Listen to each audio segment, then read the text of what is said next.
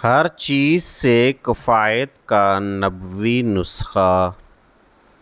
سورہ اخلاص، سورہ فلق اور سورہ ناس تین مرتبہ پڑھ لیجئے۔ سورہ اخلاص۔ بسم اللہ الرحمن الرحیم۔ قل هو اللہ احد اللہ الصمد لم یلد ولم یولد ولم یکن لہ کفوا احد۔ یہ 3 مرتبہ پڑھ لیجئے۔ ترجمہ۔ کہہ دیجئے کہ وہ ذات پاک ہے جس کا نام اللہ ہے، ایک ہے، وہ معبود برحق بے نیاز ہے، نہ کسی کا باپ ہے اور نہ کسی کا بیٹا، اور نہ اس کے برابر کا کوئی ہے۔ سورہ فلق۔ بسم اللہ الرحمن الرحیم۔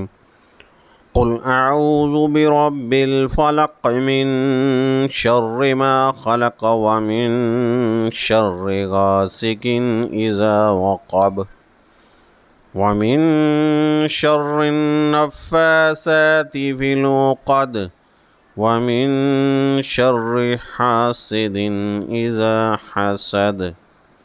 ترجمہ۔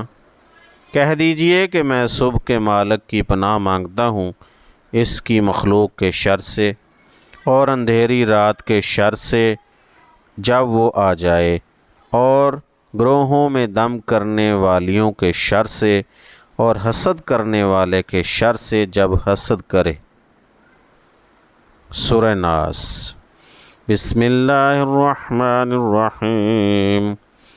قل اعوذ برب الناس ملک الناس الہ الناس من شر الوسواس الخناس الذی یوسوس فی صدور الناس من الجنۃ والناس۔ ترجمہ۔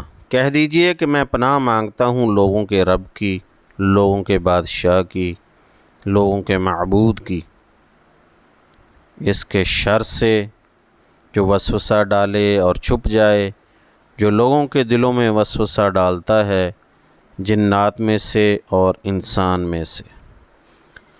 ان کی فضیلت یہ ہے کہ جو شخص سورہ اخلاص، سورہ فلق اور سورہ ناس صبح کے وقت 3 مرتبہ پڑھ لے، اس کی ہر چیز سے کفایت ہو جائے گی۔